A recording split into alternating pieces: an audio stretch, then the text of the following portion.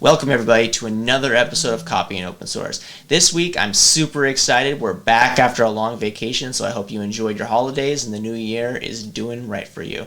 I'm really excited for my guest today. We're going to talk about all sorts of fun things open source and getting started in the open source community. So today my guest is Roshan. Roshan, do you want to say hello? Hello. Hi, people. Hello. So first off, right, awesome. Thank you for coming on the show. I'm really excited to chat with you. So for the folks that don't know Roshan, he created a website called First Contributions, right? I came across it and I thought, oh, this is really, really cool. Like, I love the concept of, getting people into open source in kind of the de facto way, right? Which is like that first commit, which is terrifying for folks that are just getting started.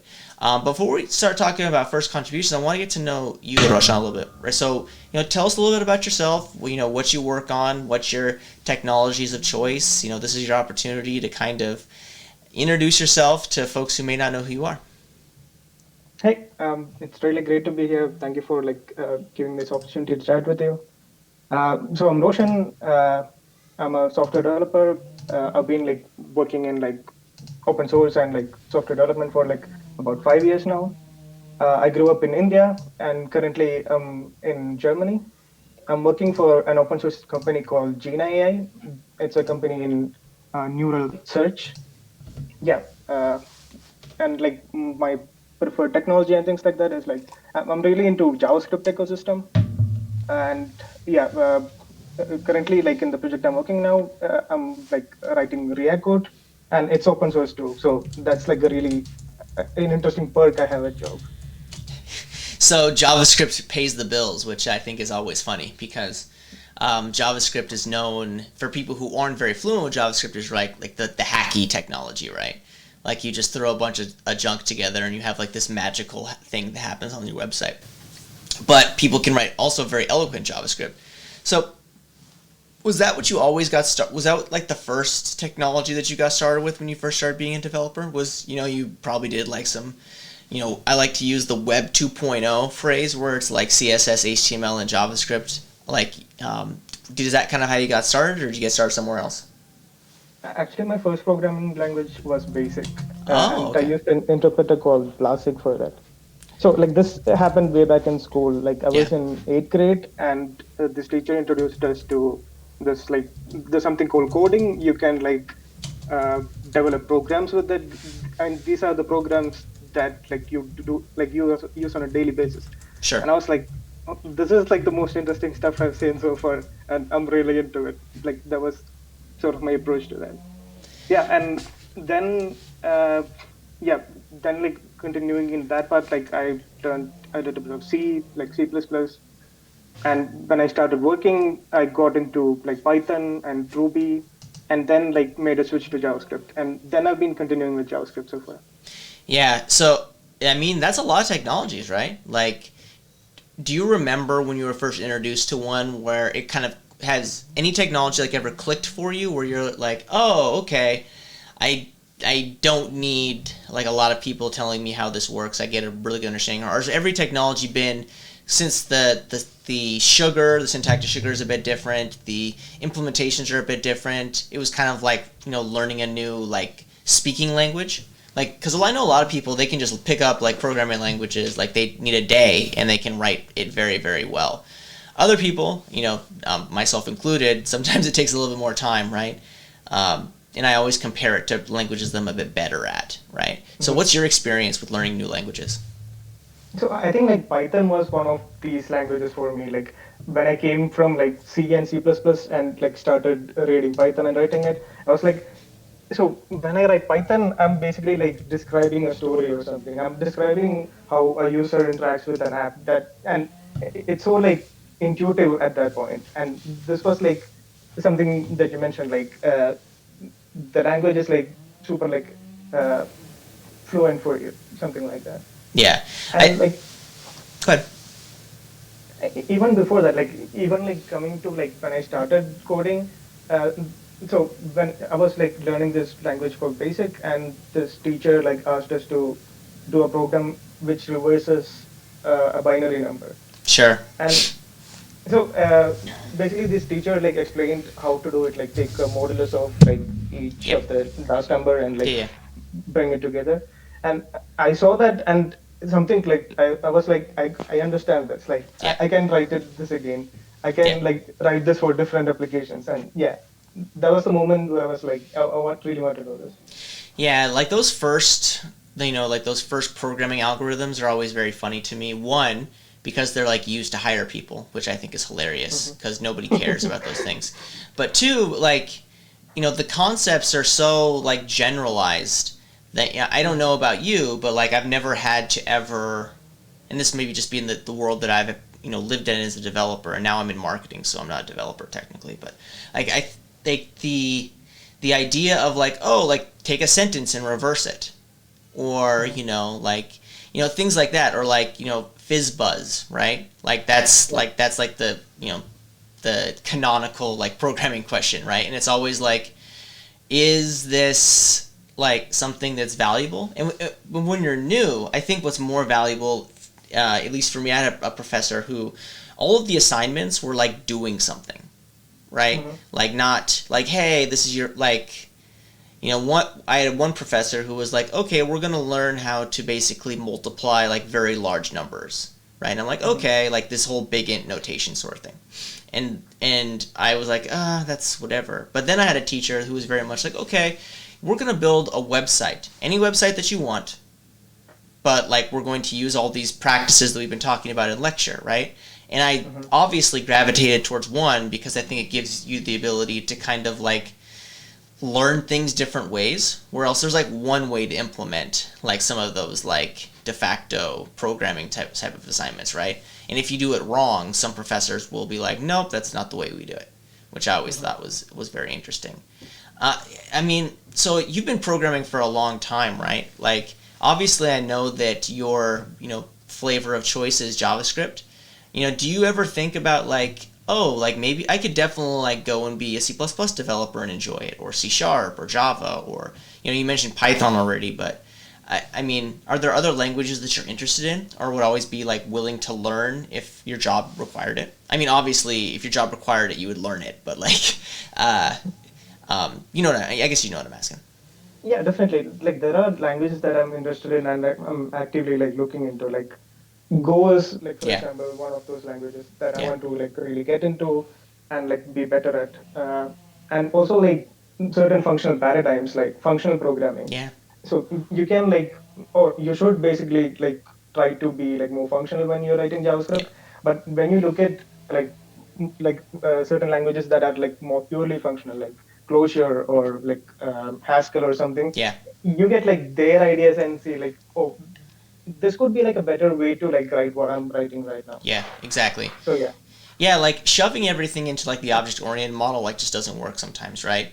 Like I remember a class I learned Scheme. I don't know if you're familiar with Scheme. Yeah. Yeah, and it was challenging. Like, and I remember like once I got the hang of it, like also the amount of lines of code that you write in Scheme, especially, is like super small. Like I had a buddy who like we were given an assignment, and I think my program was like maybe like 100 lines or something like that, and his was like 10, because he was like implementing recursion in a particular way, and I was like, I couldn't even, like, I don't even, my brain doesn't function like that. And functional programming is also really funny to me sometimes, because like if you do things wrong, like you can do things really wrong, especially like when you're adding recursion and things like that. And I remember the professor, that same assignment, he said like, well, I want to congratulate 6 students in this class because you actually made me reboot my computer. You like crashed my system. And it's like, that's super funny to me. And like these are like, this wasn't like this was a 400 level computer science class. So like the people that were in the class, had a good experience writing, but like it's just some of the things that we had to do. Like we built basically a traffic light system. So like basically being able to like, okay, at a particular time this light turns green and then this light turns red. It's like the sequencing was very interesting. And like that for me was like very exciting. Like, because it's the practical implementation of something that like nobody really understands how it works. And now you understand how it works. And I think that's like same thing with like cruise controls, right? Same sort of thing where I'm starting to ramble, but I love the idea of like common things that people take for granted, and like the engineering and the technology that goes behind it.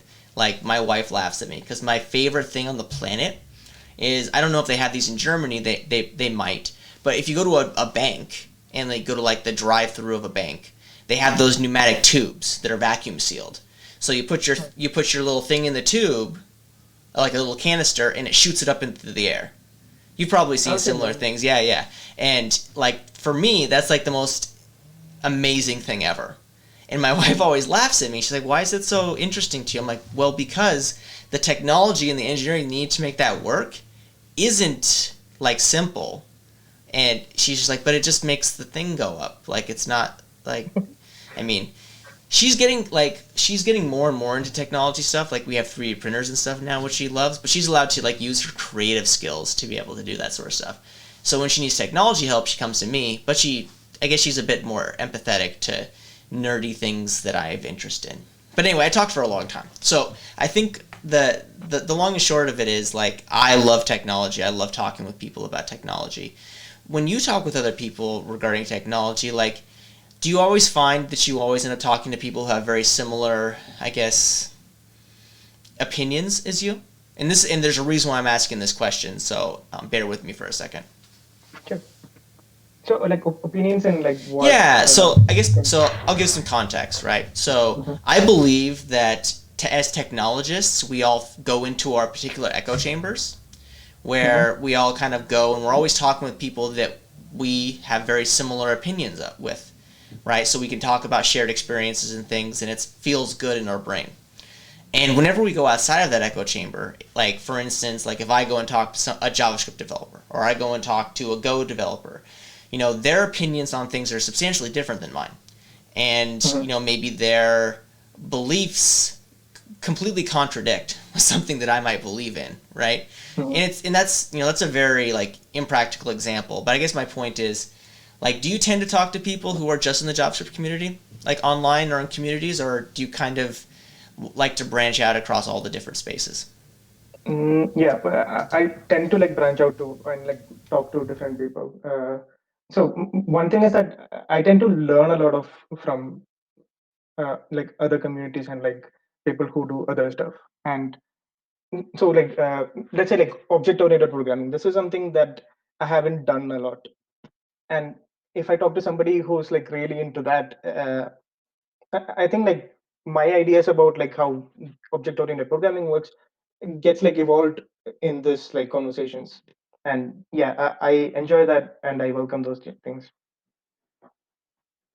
Yeah, I mean, at the end of the day, I think it's great having conversations, and I think I might be just a bit reactionary to things. I guess my point is, when people come out and they bash something that I love, right?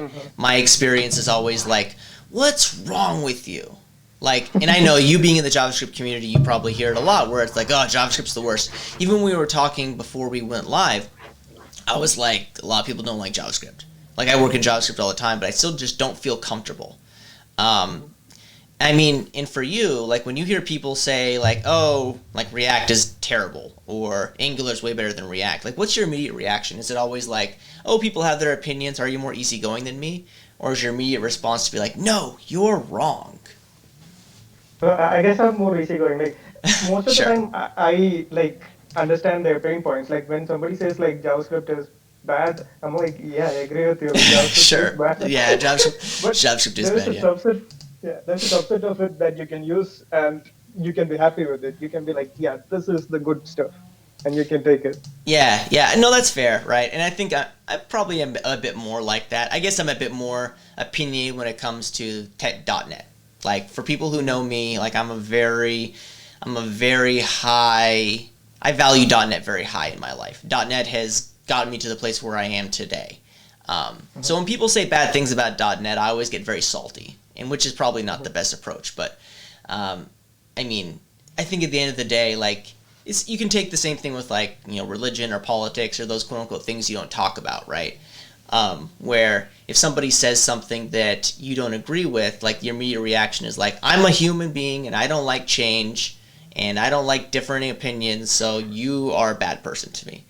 And you sound like you're a bit more practical than I am. So kudos to that because I'm still trying to get there. Thank you. I think I'm like really into changing myself and Sure. like exploring different things. Like yeah, even like moving to a different country and Yeah.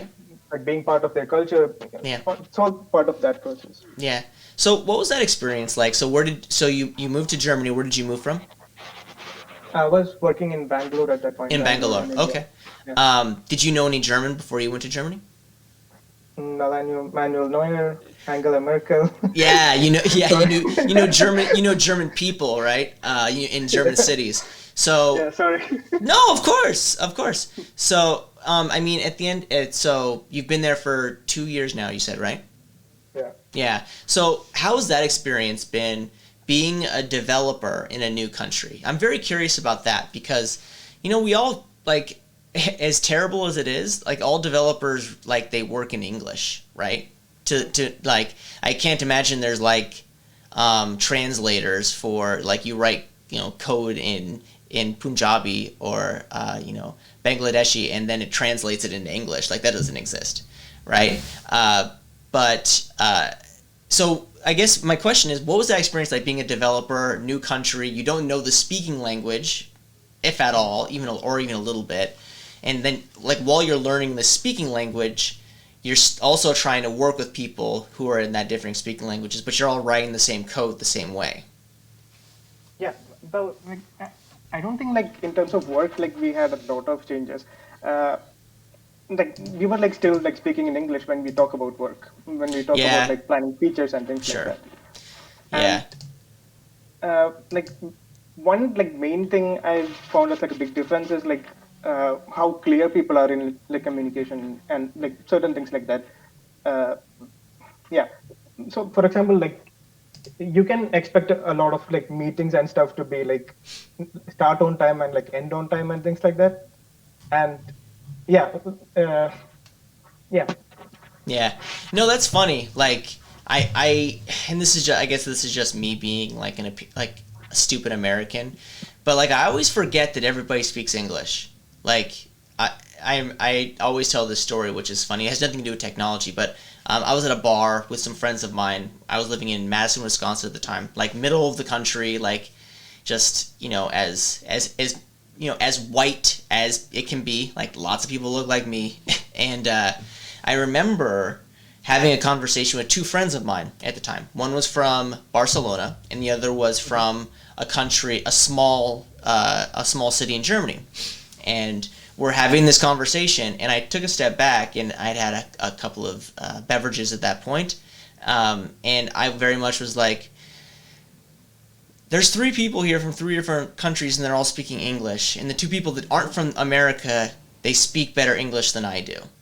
And that was immediate to me. It's like I just completely forget that because of the strength of the English language and how valuable it is, like working in business across the globe, how important it is to know English. So every country teaches English, like as a requirement, which, it's hard enough getting people to like learn Spanish or learn Mandarin or learn any other language in the United States, even as like an elective.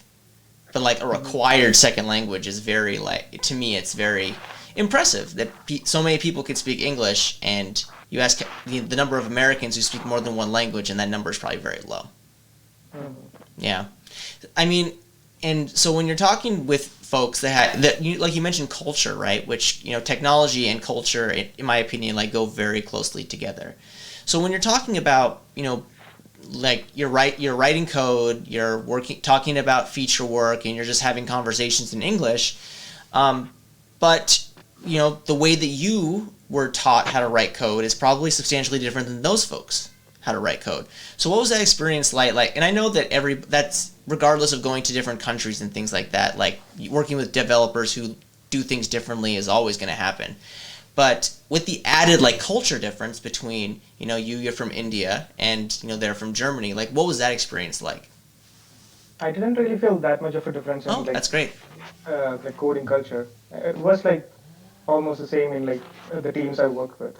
Yeah. Like they really cared about like certain parts of like readability and like maintainability of the code. Sure. And yeah, I mean, there wasn't like some crazy like tabs versus spaces like argument, right? Like that's like the joke between developers, right? It's like tabs versus spaces. Maybe like everybody in Germany uses tabs and everybody in India uses spaces. Who knows? But anyway, that's ridiculous. I mean, so I kind of want to like learn a little bit more about, obviously you built a amazing site, First Contributions. I'll make sure that everybody gets a link to that. I'll put it in the chat window in a second. So when you started First Contributions, like what was your initial thought process? Like what triggered what was the catalyst for that moment where you're like, I'm going to build a site to help people find new ways to get involved in open source? This started as a way to like solve a problem for like a 17-year-old Roshan. So the 17-year-old Roshan was in university, was like super motivated to contribute to open source, like tried like multiple ways to do it, but couldn't. And he was like disappointed by the fact. And like when I got to a point where like I'm like really comfortable with like the code I write and like I knew how open source works, I was like, so this guy had a problem. Maybe I can like solve a problem, solve the same problem for others in that guy's place. Sure. No, I mean that's great. Like, so you basically did it because you were starting to, and obviously this is me summarizing it, but if it's wrong, please correct me. You noticed that people, and some people, the people that you were working with or the people that you were talking to, like they're having a really hard time getting started. And no, okay. Did I say something wrong? Really. Yeah, say it again. It was just like I had a problem getting started. Oh, you had a problem getting started. I got you. Yeah, so when you were younger, so how long has this site been in existence for? For 4 years. 4 years. Right. So when you first started getting started in the open source community, you're like, man, it's really hard, like just finding like things to work on, like finding developers, right? Finding repos to contribute to. So you took that extra step and you're like, I'm going to build a site to make my life easier, right? Is that kind of fair? You built something to make your life easier. And I've noticed that's a very common trend with open source, is that people, they first start off with building something to make their lives easier, and then they find out at some particular point in time, oh, like this would make everybody's lives easier, or a lot of people's lives. Yeah. I mean, I've talked about my open source projects ad nauseum, so apologize to people who have heard it, but like I got started with, Presence Lite and GitHub Stat Tracker and all these other projects that I've done solely because like I want to be able to do this, but like this doesn't exist, so I'm going to write it. And then like you show it to someone and like, oh, that's really cool, I would love to use that. And you're like, oh, well, you kind of have to like build this code and then run it locally on your machine a very particular way, and it's just not scalable, right? And then you find out, okay, well, maybe I should make it scalable and like put together some documentation around it and give people the opportunity to provide feedback. And then all of a sudden you're like, oh, I have a GitHub repository that has a ton of stars and a good amount of forks, and people are always wanting to chat. Like obviously my stuff isn't at the level of First Contributions, but I mean at the same time, it's all very similar, right? You start off with an idea, and then that idea, it satisfies your need, and then if you see there's value, you extend it to other people, which I think is great. Mm-hmm. Yeah. So obviously there was at some point in time you found out, okay, well this is something that's really cool and it's helped me find new new issues that are great for first contributors, and you could have stopped right there, right? But instead you decided to like make a whole full-fledged thing. I'd imagine like the first iteration, like you had a script or something that scraped GitHub repositories, or what was that like? What was the first incarnation of the thing that you built? Or did you just build the site? Because if you just built the site, that's super impressive. The first thing was not the site. The first thing was like a tutorial on GitHub itself. Sure. That tells you like the steps on how to like go through this process. Yeah. And it was like a meta repository, if you can call it. So it lets you like contribute to the same project. Yeah. So we're just add your name in there. Yeah. So I'm putting the chat. I'm putting in the chat window. So it's first contributions / first - contributions, right? And like there's you go to the site and the first thing that you see is like, oh my goodness, there's a ton of stars. There's a crazy amount of forks, right? 33,000 forks. And then like the second thing that I see immediately is like, oh, like this is available in like a lot of languages. I don't know what the exact number is, but I'm gonna say upwards of 40. And It's like, over 60. huh? What was Over that? 60 languages. Over 60 languages. So people Yeah. from the community have actually came and helped you update this set of README files uh, to be available to everybody in every language, or not every language, but most majority languages, right? Which I think is awesome. And like, scrolling through like the steps, it like as somebody who knows how to do all this stuff, it's like, oh, okay, this is pretty cool. But like I'd imagine, like as somebody who's just getting started, maybe they're in their university, or maybe they're just getting started in their career, and somebody's like, oh, you should take a look at some open source repos and give us some ideas of things that we can look to add. And that person is me like, what's open source? I imagine that probably doesn't happen as much anymore because I think everybody kind of knows what open source is. But there's people that are always coming to it fresh. And all these steps are plainly laid out, and I think kudos to you and all the other folks that have worked on it because it's awesome. So this is kind of Okay. this is one of the first thing. This is the first thing that you built, right? It's basically like a how-to guide. Yeah. And then from there, right? Looks like you're building tutorials using other tools, which again, super super impressive. Like walking through using different tools. So what was next? What came next after this?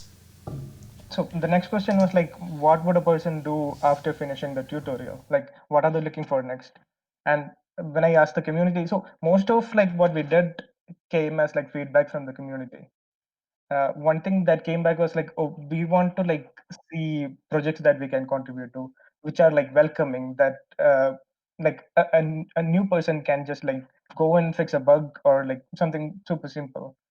And another was like they were having like trouble setting up projects in the local machine. Like let's say like they want to contribute to a project, they're like trying to like run it locally, but they're having like trouble there. So a way to like communicate that. So one way to like do this would be like just raise an issue in that particular project where like I'm having like trouble here. But that could be intimidating for some people. So maybe like a help community where like people could ask questions and get help or like suggestions or something like that. So at that point, like we created the website that lists projects that are like beginner friendly, welcoming, and also like a Slack community where people can ask questions. That's great. So, like, it sounds to me, and you were working on this by yourself, or you had a handful of people that were helping you at that time, or so obviously there was a community that was starting to be built around this concept of first contributions, right? I imagine a couple people came and were like, "Oh, this is amazing! Like, this helped me get started," or like, "Oh, here's some extra hit tips that were helpful for me when I first started getting started," right? Um, I guess my point is that like when you first started, because like 5,000 plus contributors for like that first repo, right? That's a crazy number. So, from that point, you obviously probably realize, oh, there's like a group of people that like they love this sort of thing and they love the idea of people getting started. So what has that been like kind of, growing this community of this group? And obviously there's other tools in this kind of same area, right? Like there's up for grabs and things like that. Like, is there ever, conversations? I know I'm asking multiple questions at the same time, so I'll repeat them if you need me to. But like, have you ever had, conversations with some of the people that also own these, similar sort of tools, like up for grabs, or I can't think of the other big one that it's on top of my head. But anyway, I guess my There's question. like Go ahead. awesome first timers. I think there's also like your first PR. I think your first PR was the one I was thinking of, yeah. But like, I guess first question, and then we can have a conversation. That second Yeah. question, right? So first question being, like, what has it been like to watch the community just grow from like yourself with this issue to, in one repo 5,000 contributors, and probably I can't imagine looking at your page view numbers. I imagine they're quite good. So what has that been like? So it initially like started with like me going to people and asking like, please try this out, see if it works for you, and like tell me how it goes for you, and getting like feedback and like reaching out to people online, and like then we got this like one contributor who was like really interested in. Her name is Sarah Masood, and she's from Delhi, India. And then she became like a maintainer in the project itself. So she's the only other person with like right access to the project other than Oh, me. okay. And then there were like people who suggested like, hey, it would be cool to have like different language translations for this. Sure. And one person like submitted a pull request. Then I thought like this is really interesting because accessibility is one of the things that I should look at. Like this should be accessible to like most people that we can get to. And yeah, then like this became like an issue in our repo, and a lot of people were interested in contributing to that part. And I remember like reaching out to certain people for like translations also. So it initially started with like me like sort of even like spamming people with like or asking them like to look at this. And yeah, then it grew sort of like because like they were also sharing. And yeah. Yeah. So, yeah, it sounds like very organic community growth, right? Where did you do a lot initially when you mentioned that you were reaching out and asking for all sorts of help and you were asking questions and things like that? Did you notice that people started reaching out to you that you had no conversations with? Like you mentioned, kind of your co-maintainer of the project, right? But I imagine now you get also people reach out to you constantly. So what is it like as a maintainer of a fairly large idea or project, and then one day like you come in and you have 800, I don't know how many issues you have on some of your repos, but like you come in and there's like 6 or 7 new issues and people are excited and they want to help, and like what is that experience like? We don't have like that many issues. It's like very 23 manageable. issues. At this point in time you have 23, which is a lot to me. Not really, but Oh, okay. I'm kidding. I'm kidding. Yeah, so most of the issues are like pretty simple, like in my opinion. Sure. It's about like let's make this particular like improvement, enhancement. Like then like I would think about like what it would like achieve, and yeah, like ask the community itself like what they think about the enhancement or like change, and yeah, go from there. So for me, like it has never gone to a point where like I can't manage it, or yeah, it becomes a problem. Yeah, well, I mean that's super impressive, right? Like, looking at the amount of people that have interest in your your project or your program or whatever you want to call it, like your idea. I'll just keep calling it an idea, and the fact that you don't feel stressed out about it. I think that's very impressive, right? Because for somebody who manages some very smaller repos, when I get like 2 or 3 issues overnight, I'm like, oh no, I can't handle this. And then I get mad. I'm like, why are these people, like, who are they to say that this doesn't work? It works for me, that's fine. I mean, and obviously, so from when you started this project, like the technology landscape has changed substantially for folks that are looking to get started, right? Like GitHub, like even though it was very important 4 years ago, now like GitHub is the place. And like we mentioned earlier, some like programming languages and things like that, right? And I guess you could say the landscape has changed, right? A lot of people care about CI/CD. No, they didn't care about CI/CD as much back then. That's definitely like not true. But you have these things like GitHub Actions, and you have all these other tools that like VS Code and all the different flavors of things that are being put out by all these different great companies. Like, so how has that introduction of like new concepts and new tools and even new like platforms, how has that kind of changed your thought process around first contributions and how people want to get started? I guess it has always helped me. Like, Yeah. for example, like when GitHub comes out with a new label that it suggests to use for every project, like good first issue. Yeah. For me, it's like an opportunity to say like, look for this label, Yep. and you might find something really interesting. Yeah. Or when they say like, go to like a repo at like URL/contribute, then you can find interesting issues. Mm-hmm. And even with like GitHub Actions, like it helped me like automate stuff that I really wanted to automate. Yeah. Yeah. So I think like most changes that GitHub or like other like things in the ecosystem has brought to me has been like an improvement in my life. Yeah. I was hoping that you would say Microsoft, but that's fine. You don't need to say Microsoft. No, it's but in honestly, like I think that GitHub in its current like what it's currently doing with all the like you mentioned actions, which folks on the stream know that I'm a huge proponent of. Like if there's an opportunity to do something in GitHub Actions, like I'm in there. So like I got on board with the updating my my GitHub profile page, like that's done with a GitHub action. Like all of my repositories, I try to use GitHub Actions like end to end for CI/CD. Like when I blog, like I have GitHub Actions that tweet it and Instagram it and LinkedIn and Vine it. Is Vine still a thing? I don't think Vine's a thing anymore, right? So I should probably delete that step. But I guess my point is that like GitHub is doing awesome stuff, and I think one thing that's really exciting, at least to me, is that I don't know how often you jump around like in the GitHub like Explore section, like the GitHub trending in the GitHub Explore section where they kind of talk about like new developers that are trending. I don't know how they calculate these things, but like and to be completely transparent, like I found first contributions. Like I had gone to the website in the past, so when I came to it, I'm like, oh, I remember this site. But I was looking around at like trending GitHub repositories, and first contributions was trending at the moment. And I was like, oh, that's really cool. And this happened like 2 or 3 months ago, I think, probably right before I reached out to you because I'm shameless. But it was very much like, oh, this is very cool. And I looked at the repo and the organization that you have and all that great stuff. And it was just very impressive.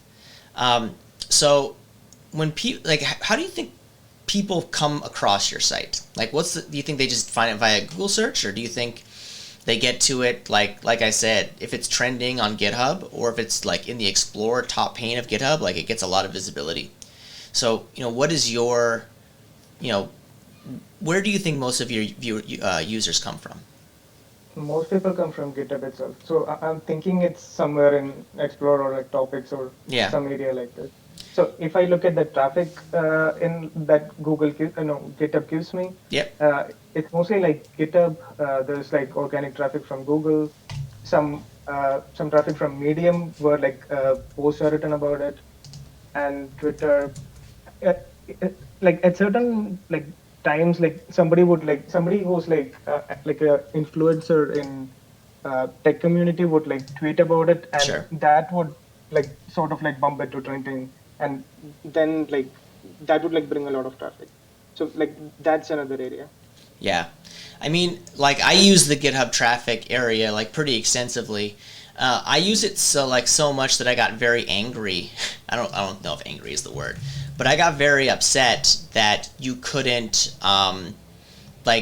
you couldn't hold on to data like forever, right? So like if you go to the traffic pane, like it's only 14 days long. So I wrote a tool that actually like if you want to use it, like I have a service that allows you to basically keep your repository data forever.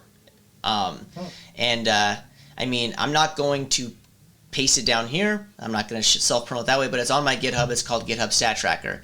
But basically what it allows you to do is keep your page views and your clone numbers and all that stuff that goes away after 14 days. You can look at it over time, which, I mean, I like it a lot. I've been very happy with it. So, I mean, at the end of the day, like the biggest thing for me, at least, is that people have the opportunity to like hold on to some of this data. I've been very open about this.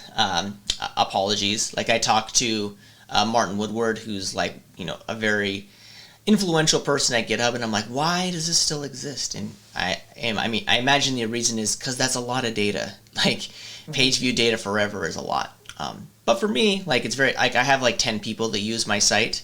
I mean, that's nothing compared to like the millions who use GitHub. But I mean, it costs me like nothing to host this stuff. So I imagine GitHub could probably do that, but that's a different rant. Anyway, so I think, going back to first contributions and kind of your thinking process, like what's next? What is one of the things that you want to implement or look to add with first contributions that you think could, better the community? Could we potentially see this concept of like, one, like, I love this is an idea that I just thought of before we started talking is like so GitHub Codespaces, which right now it's in private preview, but it's going to be generally available some point, who knows when. Um, like I love the idea that you can like fork repos and it creates like a virtual environment that you can actually use that's not on your machine, right? So it's got all of the tools that it needs. It's got all of the code base there. Like, I don't know if you had an opportunity to play around with GitHub Codespaces, but I think the idea of like, you know, from your site, you could actually open up, like one click, you could create a GitHub Codespace, you could create a new branch, and you could basically like get people started like with that first issue. Like, I think that's something that'd be really exciting. Like, what are some of the other ideas that you've been thinking of recently with first contributions and adding kind of new user experiences to it? GitHub Codespaces sounds like really interesting. Like I'll try it out like right after our call. Yeah, do Uh, you have access to it by chance? I'm not sure. I have to check. Like Okay. maybe there's like a beta program or something. Yeah, you have to sign up for it. Got it. Full disclosure, the last time I talked to somebody at GitHub, that the number of people that were waiting to get into the beta was a lot. Like a lot. Um, like tens of thousands of people. But I mean, who knows? I think as they get closer and closer to like making it live, which I don't know when they're doing, I'd imagine that they're probably going to start accelerating people's onboarding. So if you're not a part, and this is not just to you, Roshan, but to everybody watching and watching in the future. If GitHub Codespaces is not available right now, sign up for the beta, sign up for the preview, and who knows, you might just magically get it. You know, wouldn't that be super exciting? Yeah. Cool. Anyway, yeah, but like, what are some other interesting ideas that you have? Like, GitHub Codespaces, I think, is great. Like, also, I think that would be super cool is like adding like this more guides for different pieces of the open source idea, right? Like, okay, like, and maybe this is getting a bit too into the weeds, but like, okay, building, like, getting started on building GitHub Actions, or you know, like, what is the level for you from like it being just like you have one type of user or one kind of user that's like wants to get started to kind of like a full like end-to-end like user guide on getting started in community like open source in general, which includes like all the different tools that a lot of people use.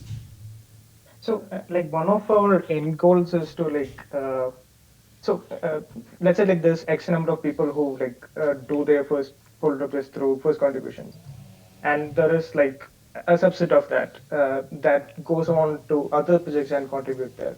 Sure. Our end goal is to like bring these numbers like super close, and right now it's not like that. It's sort of like 10% or something who goes on to like other projects and like contribute. So I think like the problem here is the steps after the tutorial, like finding a new project or like getting help.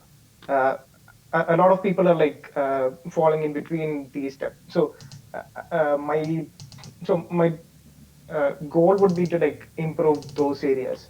So currently I'm thinking about like improving the web app so we can like avoid Slack itself. Like I think like Slack, the conversation we have in Slack is not super productive, Okay. and it's not like easy to like search there as well. Okay. So I'm thinking of like improving the website so we can have conversations there itself. Oh, okay. I know a lot of Yeah. people that do when they do open source projects and they build open source things, like they use Discord.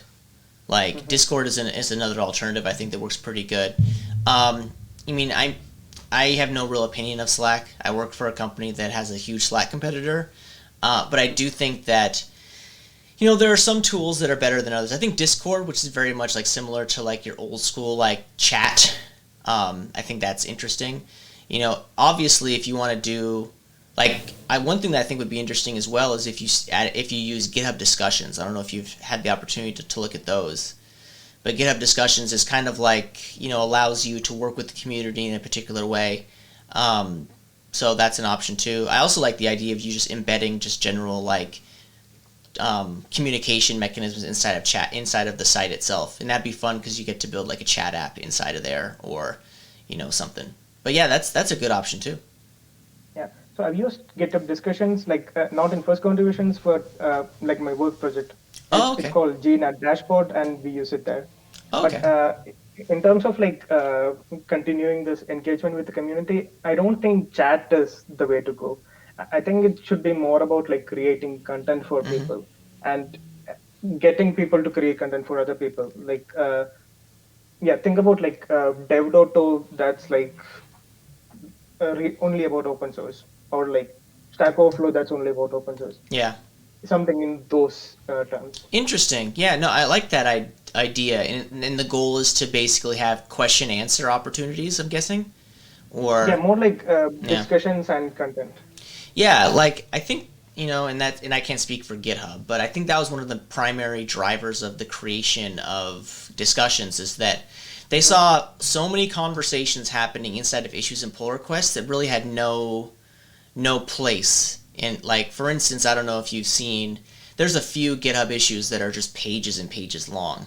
And like Yeah. the original issue is no longer being discussed. Like it's some overarching discussion about something related to something that might be related to this issue. And I think the goal of discussions is to have those high level conversations or even down to the minute level, right? Like I'm using discussions, or at least I'm trying to start to use discussions to like solicit feedback from the community in particular ways, right? Like, oh, like I'm trying to rename this, or I want to redo the UI. Like, what are some good options that you think that would be good looking for this? Like, so things like that, right? If I have questions out to the community, like I can pose them and people can follow through if they like.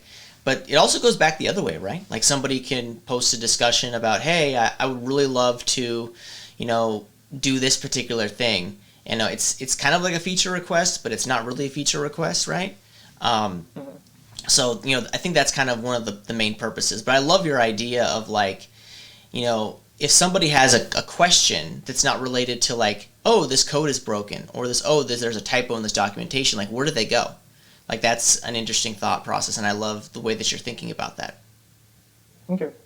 Yeah, I mean, you know, yeah, from a technology standpoint, is there any technology that you'd like to like add to the first contributions? Like I know, like I, going through your repos, you have a front end and a back end. You're already using like Haskell and you're using Go. I feel like you use first contributions as an opportunity for you to learn new stuff, which I think is awesome. So, are there things that you like? Yeah, you mentioned like you'd like to start learning Go a bit more and learn and kind of working on it a bit better. But is there anything that you've seen technology-wise that's come out in the last 3 or 4 months that you're like, oh, I really am excited to get started on that when I have some time? I'm really interested or excited for GraphQL, and like GraphQL? GitHub has the GraphQL API, Yep. and I've been like playing around with it, and like I'm super stoked about that. So that would be like definitely something that it will be using in the web app. Yeah, I think that goes pretty in line with you were talking about functional programming, right? Like I think I look at the GraphQL and I think it's like it's far more functional than Hmm. the typical API approach, right? But maybe that's just me making making a really like broad paint stroke, right? Um, yeah, GraphQL I think is very interesting. Like the idea to just you build your requests like all in one single query, right? It's because with other program like paradigms or other API paradigms, like you get the data and then you massage it, right? Yeah. But like the idea of GraphQL, it's like no, you get the massage data back. Like that's very Hmm. interesting to me. Which I mean, a lot of people love it. People talk about GraphQL all the time on Twitter. So what else is there? You mentioned GraphQL. You kind of mentioned Go. Like, and I don't want to put you on the spot, but it's like, are there things that you see that there are gaps in first contribution that you'd like to kind of close up? But not in terms of technology. Like I don't think like that's the primary thing that motivates me to work on it. Sure. It's mostly about like solving these problems, and whichever like technology that works to solve it, like that would be like my go-to. Yeah. No, I mean that's great. Like, and it sounds to me like your your goal hasn't changed, right? Like your goal initially was to figure out a way for you to get started in open source, right? And that Yeah. mindset just shifted from you to us, right? To everybody else Hmm. that's not you. And I'm it's exciting to hear that you still have the same kind of thought process and that you have the same, I don't want to say urgency because that seems not fair, but you have the same interest in getting people started and in contributing, which I think is super awesome. And I know that we're getting towards the end, and I want to say thank you so much for coming on. For the folks that haven't checked out First Contributions, I put links to the chat and links to the GitHub repo in there. But like, please, take a look. I think one of the things that Roshan is trying to do is, he's trying to get people started. So for the folks that are watching this, more than likely you've already gotten started if you're watching some random person talking about open source on Twitch. But like, this is an opportunity for you to share resources with people that are getting started, like people on your team, or maybe if you have kids that are teenagers or maybe even younger, if your kid is interested in those things, like, please take a look at his content because they're brilliant. So with that, Roshan, is there anything, Roshan, that you want, like, as parting words or anything that you want to say to kind of wrap up, not just First Contributions, but yourself and, how much you love open source? I sort of have a question for you. Oh, of course. I know we can talk about me. I talk about me enough, but I'm always happy to talk about me. So recently, like, there have been a lot of like commercial open source companies. Yes. Like a lot of companies that have their main product that's open source, and they have a way to like get revenue out of it. Yeah. Like, so recently, I joined a company like that. Yeah. It's called Gina AI. It's a neural search product. Interesting. So basically, it's like Elasticsearch, but like it's done with like machine learning. And it uses neural nets instead of exactly. Yeah, more traditional indexing. Sure, yeah. What's your take on that, like commercialization of open source? That's interesting because some people on the stream might know this already, but I also do another form of this so I'm a member of the .NET Foundation, which is it's a governing body for like the .NET brand and the .NET ecosystem. So I do interviews with people who are members of the .NET Foundation, project members. So say for instance you have this project on GitHub as a part of the foundation. I interview the contributors and the maintainers and potentially the creators of those platforms or those frameworks. And the conversation that I have with a lot of them, because a lot of them, to be honest, they follow that same model. Like they have the base version or a version that's open source on GitHub, but then they have a more monetized version. Like, maybe for instance they're adding additional features or additional scopes, or maybe they're adding support. I love the idea because I think that the concept of expecting everything is free is not fair to the people who do a ton of work, right? Like, some people, they want to write code in, from the bottom of their heart and never make any money off it, which, that's great. I respect those people. But, I jokingly say that open source doesn't keep the lights on. Like, it really doesn't. I've had the opportunity to interview people where it has kept the lights on for some people because, they've gone to places where, like Chocolatey is a great example, right? Mm-hmm. Like I know some folks who work at Chocolatey, and like that is a free end-to-end thing, right? Like they provide additional things on top of it that might cost money, but at the end of the day, like you can use Chocolatey in all of its facets and write packages to it and use packages, and it's free. But Chocolatey has not a huge amount of employees. It has a fair amount of employees, right? And like free doesn't pay for those employees to exist.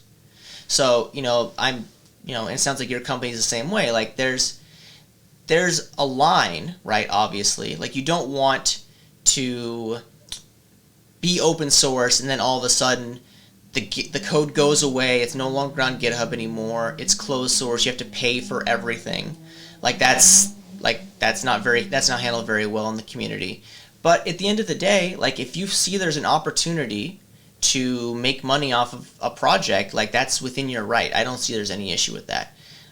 What I do see issue with is if people force you to start spending money. Like for instance, like I really despise like the free trial process. I mean, that's not really a thing with open source projects, but like you download a piece of software and it's like, oh, you get the software for 3 days and then you have to start paying for it. Like I really hate that model because it's really just convincing people that like they need to buy the full version. But that's a different conversation to be had about software modeling and licensing. But I think the concept of having, the roots of your company or the roots of your project in open source, and then building on top of it with some more revenue driving options is super interesting. Like look at what Google does with Android and with Kubernetes and Go and Docker. The Docker folks did it with Docker. Like there's plenty of opportunities to be open and making money and be successful at it and not piss off the community, which I think is really important too. Yeah. What are your thoughts about what I just said? Like, you asked the question. I always like to hear people's responses to my answers, because sometimes my answers are pretty interesting. Sometimes I think you and I probably agree with a similar thing, but I don't really equate open source with as free as in no money. Yeah. For me, it's more about freedom to change stuff. Sure. And do your own version of it. Yeah. And just having the code open. For example, think about a chatting app like Signal. Yes. Just having the code open is reassuring for me. Sure. Yeah, they're actually doing end-to-end encryption. They're actually not tracking metadata, things like that. So yeah, I think that's pretty cool. Yeah. And yeah, going forward, so I think going forward, a lot more code should be open source, so that people have more access to it. Yes. People have more assurance about it. Yeah. And at the same time, it has to make money as well. Yes. I totally agree. So yeah. Yeah, for instance, a big example that I love to bring up, and I don't know the person who built this software, and I don't get anything from them for free, but I use Bitwarden as my password manager. So for the folks that don't know, Bitwarden is a completely open source password manager. So he provides when he encrypts your passwords, exactly what the encryption looks like, right? Obviously there's some nuances and things like that, but he also provides a service. If you want to, you can pay for a hosted version of it, or you can he's found revenue streams, or I'm sorry, I don't know if it's even it's a he. They have found revenue streams for their completely open source project, which I could easily it comes as extensions for every browser, but I could, you can have it in a Docker container. There's Docker containers that exist where you can actually have your own hosted Bitwarden server, and they are totally fine with that, which I think is super cool. And there's also a revenue-based model for what they're doing. So there's nothing wrong with being able, the ability to see, I think your point is pretty spot on. The ability to see the software is very important. I don't want software to be a black box. I want to be able to take a look at it if I'm curious. Not saying that I always will want to, but it definitely, as a user of software, it definitely makes me feel a bit more comfortable knowing that, hey, this software, I can go and look at the code and I know egregious things are being done with my data, once I give them my data, right? Which I think is really important.